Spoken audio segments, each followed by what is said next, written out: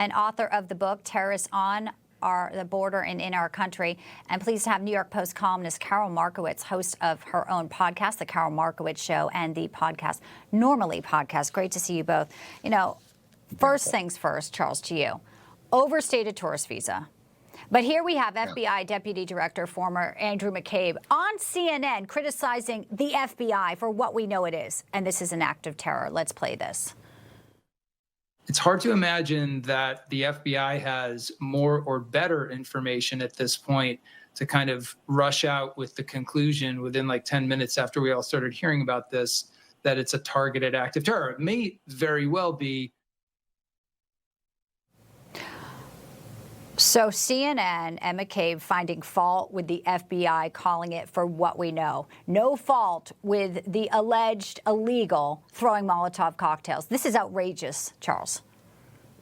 Yeah, and that's why this behavior and this violence continues to permeate throughout the country, because you've got people like that on the left that just want to ignore the reality. Look, we can't embrace every single threat from around the world and usher it into our country across the borders as the Biden administration did and be surprised by the outcomes that we're seeing.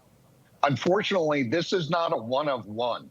We're going to continue to see events like this by radicalized individuals that have been allowed into the country, weren't thoroughly vetted, and were able to game an immigration system because the administration, the prior administration, allowed it to be gamed. Let that sink in. We are going to see more events like this. And Karol, your tweet today caught my eye, and you said, full stop, every American Jew should be carrying. It's a dereliction of duty not to be armed. I mean, that's the state of play here, and it's tragic. I know that this has been simmering for a long time. You know, we just saw two beautiful Israeli diplomats shot in D.C. We saw obviously, Shapiro's home burned, but this has been simmering. People were shot at walking to synagogues in Los Angeles. So not everyone is ready to pick up a gun, but you're saying maybe it's time. Oh, it's way past the time. I live in Florida. I carry, everyone I know carries. It's the way that it's supposed to be. We're meant to protect ourselves and each other. The fact that the guy throwing Molotov cocktails at peacenik Jews in Colorado was able to be arrested and not killed on the spot is a testament to the fact that they were not carrying guns. They were not able to protect themselves.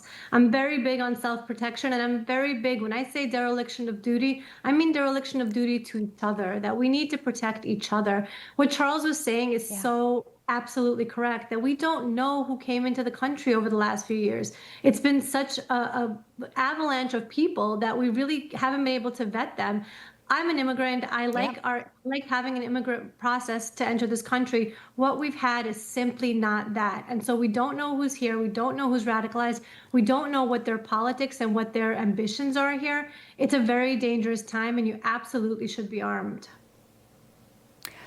You know, Karol, a few years ago, Newsmax followed some Orthodox Jews who were out at shooting ranges because they felt exactly the same way then.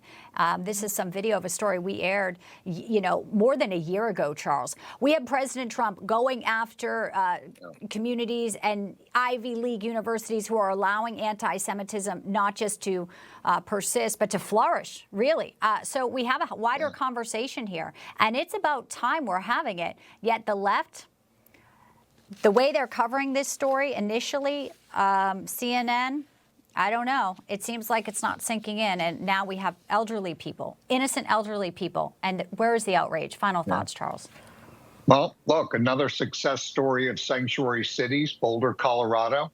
The American people need to be active in their own survival now, especially in sanctuary locations. You've got to be responsible for your own safety and security. You now have to leave your house and have your head on a swivel.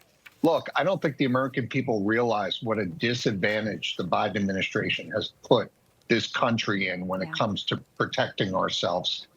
And the Trump administration has a lot of work ahead of it to right this ship and identify these criminal and national security threats and get them out of the country as quickly as possible. Enough is enough.